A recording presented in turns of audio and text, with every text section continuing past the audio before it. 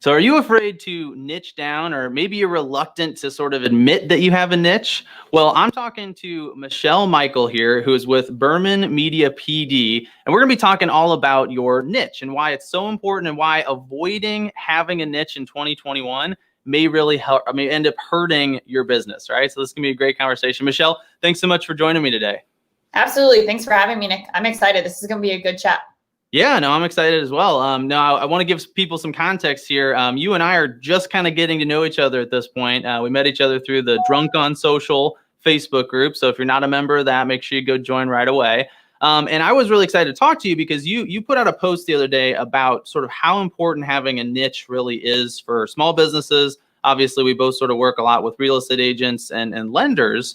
So let's start out by just talking about what is a niche. If you had to define that for us, what does that look like? Yeah, I love this question, and it can be answered as simply as what I call an I help statement. Some of you guys may be familiar with the term elevator pitch, but really it's that response when I shake your hand and I ask you, hey, what do you do for a living? Or hey, what kind of real estate do you do? So the true definition, or how I define it, is what you ultimately an I help statement. Who do you help? How do you help them? And what's the end result that you say or are guaranteeing your client / customer? But yeah, that's how I would say it. No, I love that definition. That should keep it relatively simple to understand. So here's the next question, right? Which is, if that's all a niche is, it's just sort of, I say, who do you help? And you respond to that. I guess let's start there with just that question, which is, a lot of agents would respond to that question with, I can help anybody, right? I work with anybody. I can help anybody. Why would you maybe suggest that that's not the right response to that question? Yeah, it's so frustrating to me, but also to put it in a positive way, when I talk to people and I say, saying you help everybody is actually hurting you, a lot of the times they're like, I don't get that. Why? And the answer is, if you guys have ever consumed social content or content on any platform, Instagram, Facebook, Twitter, LinkedIn, it doesn't matter. There's a lot of white noise, right? There's a lot of the same stuff. And saying that I help anybody just adds to that, right? So there's no opportunity for creative freedom. There's no standing out against any of that, because you end up just looking like what everybody else is claiming to be. So ultimately, the power in being able to niche down and say, this is what I really specialize in, like skyrockets you to the top. 1, for searchability, 2, for like the keyword functions on social platforms that we have now, and the list goes on and on.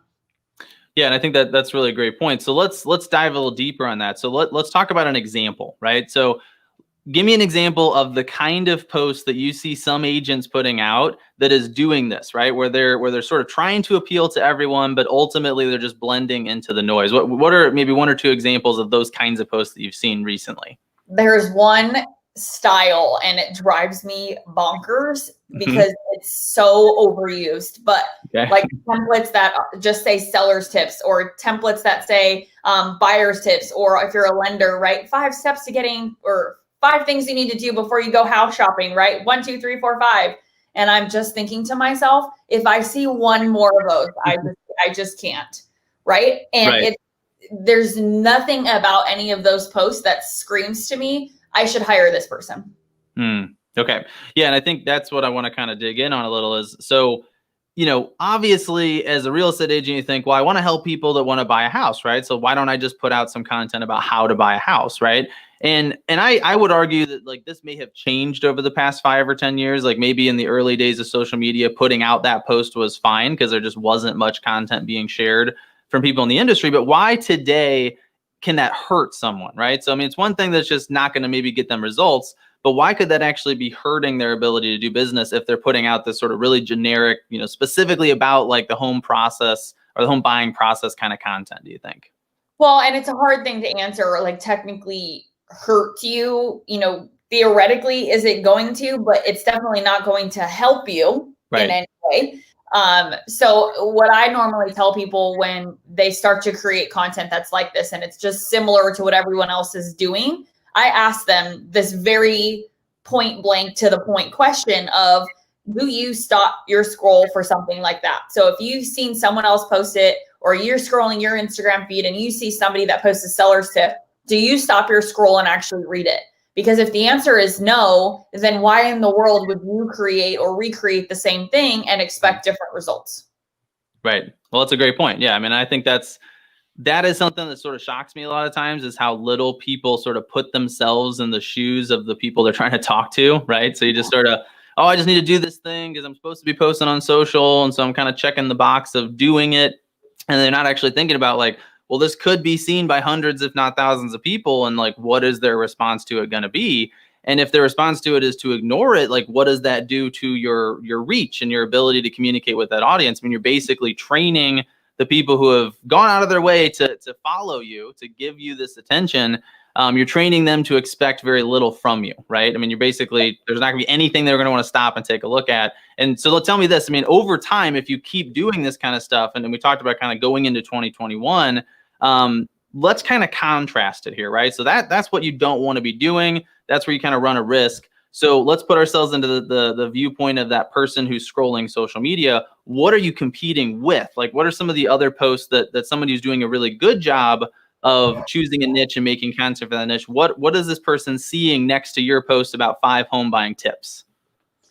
So this is awesome. And I'm going to back us up just a little bit and give you guys Sure. an example of a really, really good I help statement that a student of mine came up with. And I'm married to a veteran. I have a lot of love for the veteran space. Military wives, all of that, right? It's just something that we deal with. But when I met this gentleman, I actually met him at a real estate like cocktail mixer type thing that I was invited to from by one of our clients. And the gentleman, I walked up to him and I shook his hand and I said, so obviously you're in real estate. What kind of real estate do you do? And he said, well, I'm a veteran myself, and I specialize in working with other veterans to actually understand the power of what their VA benefits are in order to buy a house with $0 out of their pocket. And my mouth, like, as a coach and as somebody who really specializes in this, Nick, I can't even explain to you, like, my mouth hit the floor, right? Mm-hmm. And this was a gentleman who was in his mid-50s, specialized in helping, current or active duty military buy homes with 0% out of their pocket. A lot of them were overseas with wives or families in the States. And I looked at this guy and I was like, are you active on social media in any way? And he goes, oh my gosh, no, I really need help on it. That's why I'm here. Like, I love what I do and I love, how or who I help, but I don't know how to reach them. I don't know how to talk to them. And so we came up with all kinds of concepts and ideas. He's now, become a great friend and a great client. But when he's producing content now, he's talking about situations and scenarios and stories, and he's telling the story of all of these buyers that he's been helping and their families. He's also been helping a lot of sellers whose husband, right, in most cases, are active duty. A lot of times they get thrown overseas and then leave the wife to try to figure out how to sell a house while her husband's overseas. How do you navigate that? So he ended up, his first month of value series, which I know we can talk about this, but his first month of value series, all he did was he came up with 5 really crazy, unique scenarios that he's experienced in his 20 plus years of real estate. And he just recorded a video. I know you'll love that, right? But yeah. He just recorded a video on telling the story of these buyers or sellers that he helped. And he was really raw and he was really authentic. And he generated his first lead literally on the first post he put out, with all the rest of his content looking very similar to what everyone else is doing right now. That one start made a huge difference for him. And I believe he just closed his 6th Instagram lead. Holy cow. Okay. That's amazing. Yeah. Those are good numbers, right? So, yeah. So this is what and let's take it back to that example a second ago, because again, putting yourself in the mindset of that client. So you've got on the one hand, an agent that says, I work with everybody, right? And you've got another one that says, technically I'm sure he would take business from a wide range of people, but he's being intentional about saying, I help veterans, I help them use this particular kind of loan. And so what I want people who are watching this to understand is, like, so if you're scrolling social media and you're a veteran and you're thinking about buying or selling a house, which of those posts is going to catch your attention, right? It's not going to be the 10 generic posts about selling a house. It's going to be the guy talking specifically to you. And where I think you need to sort of project out here a little bit is what happens when there's an agent for every group of people, right? So there's an agent for the veterans, there's an agent for the doctors, the nurses, the first responders, the engineers, you get these people that all sort of choose these niches, and then they're making content for those people. That's where you run into trouble, right? Because at that point, your post isn't resonating with anyone because there's no one left, right? And I don't think we're really there yet, but I do think that's sort of the fear. So I know we want to talk about kind of the kinds of content to make based on the niche, but let's take it back a second to how to choose a niche, right? So obviously this guy had his already ready to go, but let's talk about the scenario where somebody comes in and they admit, okay, I need to do this. I want to have a niche. What does the process look like to either determine or choose a niche for them? Yeah, so I have a very specific homework assignment that I always put people through. It's part of what I teach in my program. It's part of what I speak on when I speak in conferences or whatever. But this homework assignment is going to be hard, right? And it's good that it's hard because it means that we're doing something right. We're getting past the, my lane or zone of genius, right? We're getting outside of that and adding to it. And maybe I said that wrong, but you get my point. What I tell people to do is I want you to, whether you're a brand new agent or whether you've been in the industry for 20 years, I want you to write down your last 10 transactions. And I want you to write down everything about them. All the good, all the bad, all the things that went really well, all the things that maybe didn't go so well. I want you to write down the needs list that person came to you with, whether it was on the buy side or the sell side. I want you to write down the things that they said were their goals out of this process. I also want you to write down stuff that they said, well, I think my house is worth more than it is than what you're telling me it is. If somebody says that to you, write that down about that transaction. But the key, aside from, writing price point, writing the type of home, all of that, what I want you to do once you go through each one of these 10 is identify where did the lead generate, right? Where did the actual lead itself come from for all of those last 10? Now, why is that so important? Because I want everyone to think of this as like, you're building Legos, right? You got to build the base and then you got to build up. My nephew's obsessed with Lego sets. So I don't know why that was my example, but you guys get my point, right? So you have to build a foundation, and this niche conversation and being able to really lean into where are my specialties, what are the types of people I'm consistently helping, but also adding that last piece of where did that lead actually come from? Now, don't just say, oh, it was a referral. If it was a referral, go one step past that. Where did I get their referral from, right? Is it because I'm in a bikers group or because I ride a Harley and I go riding with, all this Harley group that I'm part of every Saturday? Are you in a runner's Facebook group? So you meet up with all these people all the time and they happen to know you're a real estate agent and that's where you got the lead from. I personally am an Olympic weightlifter when I'm not working or coaching or at home. If I were to become a real estate agent, which I'm not, right? That would be the first place I go to generate business because I have a ton of friends and family in the fitness industry, right? So that's why this is so important is where did that lead actually come from and write it down. So if it was a referral, where did it come from? If it was a family friend, right, that reached out to you, how did you meet that family friend, right? Like where did that relationship initiate? Is it because your daughter was a teacher and that lady happened to also be a teacher? Right. So write that stuff down. And I know that was a long-winded answer, but that is so important for as far as moving into engagement and having conversations and learning how to reach people on the platform and all of that. It starts right here in the building block before you ever even do anything else. No, and I love that. I mean, I think that's where, there's so many things in business that are hard, right? I mean, you got to do the work. They're hard, just logging through.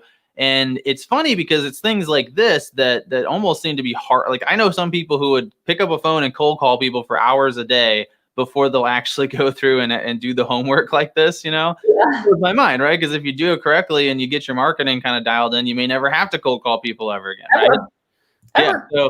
But I think that's, that is fair, right? Which is, this is a lot of work. You're gonna have to do it, but when you're done, you now have some clarity, right? You have a strategy that sort of emerges from this. So let's just take that next step here. So you kind of go through this process, you get really clear about, who the people you're working with, what is it like to interact with them, and then where are they coming from? And then how do you use that information to start? I forgot the name of it. You mentioned kind of a month by month plan for your content. How do you determine that based on what you learn in this initial exercise? Yeah. And real quick before I answer that, Nick, I see D Jones left a comment. She's asking for where do you guys find me on Instagram? So for those of you guys listening, my Instagram handle is Berman Media Social. So Berman is BERMAN Media Social, just one word. And that's how you can find me. But thanks, D. Cool. So now to answer your question, what do we do with this stuff, right? So once we've identified all of our 10 transactions, we've identified where our leads have come from. The next piece is, who are my ideal clients, right? So we have this niche written down, we have this specialty. And then what I do is I tell people to write down their top 3 or ideal 3 types of clients within that space. So the veteran gentleman, right? One of his specialties is people who are currently active duty, right? Who have families. So active duty members, whether it's the male or female, doesn't matter, or husband and wife in this matter. It doesn't matter, but they're active duty. So they have unique circumstances because a lot of the time they're on the go quite frequently, right? At the drop of a hat, where they don't really have the ability to stay home and say, oh, I'm going to sell my house and it's okay if it takes 60 days, right? So that's one example. A second one that he works with a lot is medically retired veterans, because my husband's medically retired, so I know this, but we have special benefits that somebody who's just gets out at the end of their 4 or 8 years or whatever has. So those 2 things being his quote specialties. So those are the 2 ideal clients that he wrote down. Now, once you have those, I always tell people it doesn't have to be 3, but write down at least 1 or 2, because if you do that, automatically you'll have at least 3 months worth of content. Now, how does that happen? Because if you choose 1 ideal client per month and you break down a pain point within each one of them, right? So let's use the active duty military person as an example of client number 1 or ideal client number 1. You can make a list, make it in a Word document, an Excel document. I don't care if it's a piece of paper next to your computer. It doesn't matter. But write down a list of maybe 5 to 10 pain points that particular client has. And don't just say, oh, well, they move around a lot, right? Keep going, go a little past that. And if you do that for each of the 3 ideal clients you write down, as people that you want to specialize in or currently are helping a lot, then even if you only write down 4 pain points 4 pain points for each one of those 3, you just wrote 12 months worth of content in one sitting. Wow. So and I know you've heard this 1,000 times, Nick, but people are like, I'm out of content. I don't have anything else to say. And I call your bluff on that one. Right. No, I love that. Well, so let's take that one step further. I know we're running low on time because you got to get out of here soon. But so you take these pain points, right? And what kind of give me some examples of a pain point and the kinds of content you might create based on it. Yeah. So one thing specifically, and this can be a general example, right? So an example of a pain point for a current active duty military person is that because they move around a lot, they're worried about buying a home because they don't know if it's worth staying there or if they're going to be staying there, right? So if that's a pain point, then how I would create an entire series is maybe video number 1. I'm going to use video here because I'm with you on video being super powerful. But if video number 1 is you just simply saying, hey, if you're moving around a lot and you know that, I still want to talk to you about the benefits of buying a home as 1, an investment for yourself, but 2, I'm going to talk to you about how, even if you have to move, how because you're a veteran, aka here's your VA benefits that a lot of people don't have. Because of that, here's why you can turn this into a rental property and also be able to buy in your next place with 0% down. So, and now all of a sudden your entire series can be about different scenarios, right? So video number 1 is more educational, why you could still buy a home, especially with your benefits of being a veteran. And then moving maybe video 2, 3, and 4 of your month are about actual scenarios that you've helped people with. And then number 5 may cap on a scenario of maybe a tangible example of someone that's done this and really creating a ton of wealth for themselves. And I personally know a lot of real estate agents, thousands of them, and every single one of them that does anything with veterans will tell you that veterans are the wealthiest in as far as real estate because of their power in buying. Interesting. Cool. Yeah, I love that.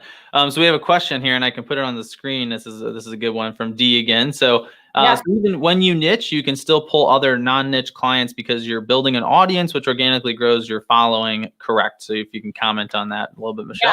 Yeah. Well, first of all, Dee, I love that you're invested in this. I think that it's exciting to see, but the answer is yes, absolutely. And if you're going to niche down, right, a lot of people have this fear of if I do niche down, that means that I'm not going to reach anybody outside of that.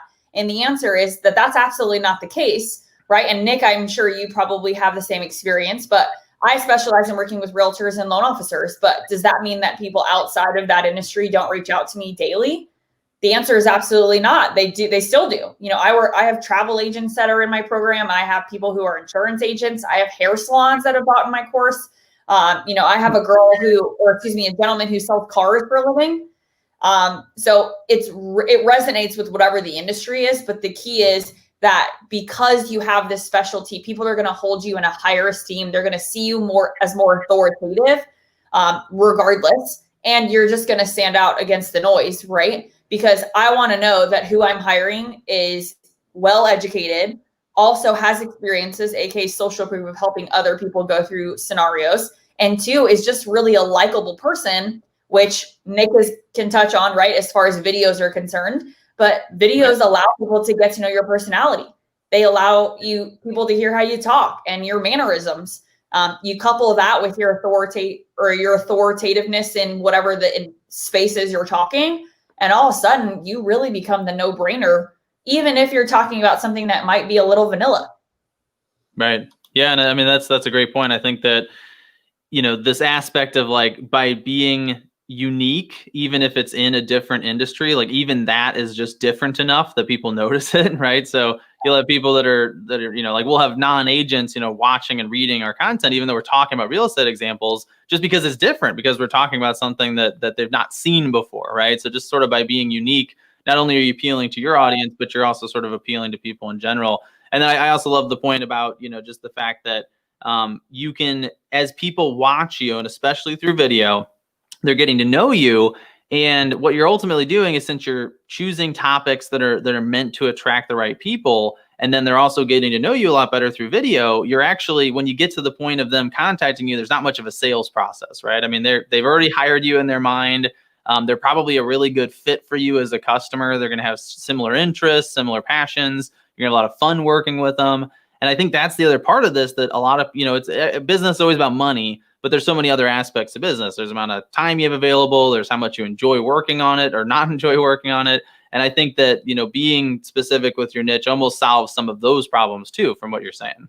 So one thing, you said this in the beginning, and this just came full circle to me in my brain too, but a lot of things, you know, 5 years ago, what the seller tips and the buyer tips and all that stuff that you could post that was good at the time. Right. Isn't good now. And a lot of times people fear now that there will be somebody else that also specializes in the same thing, right? And I can tell you from firsthand experience, one, I'm talking to you, Nick, right? We specialize in the same thing theoretically. Right.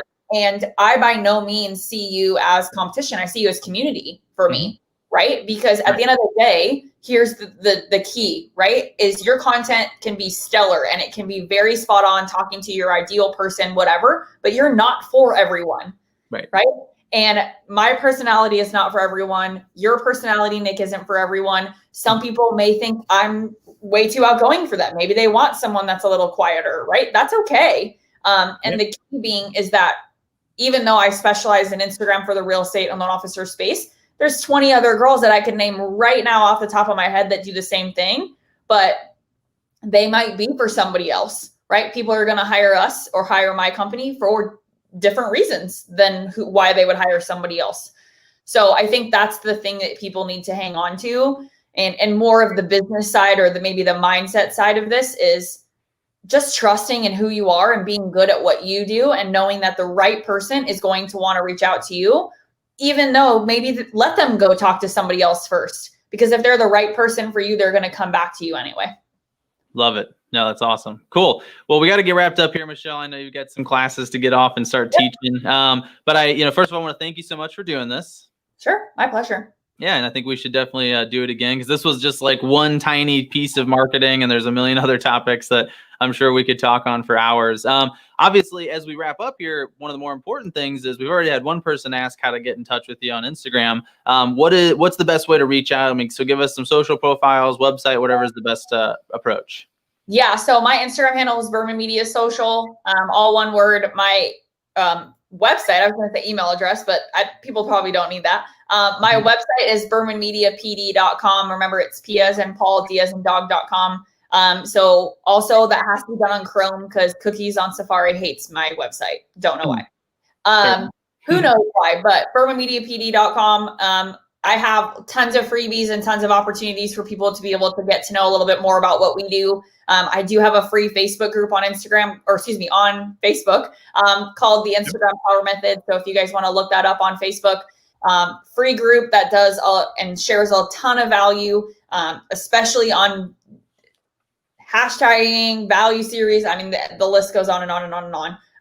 But that video is kind of like the key to really deciding, one, how to get started, but two, maybe if you don't have the finances or the marketing budget right now to get started immediately, there's so much in there to make sure that you guys are going in the right direction.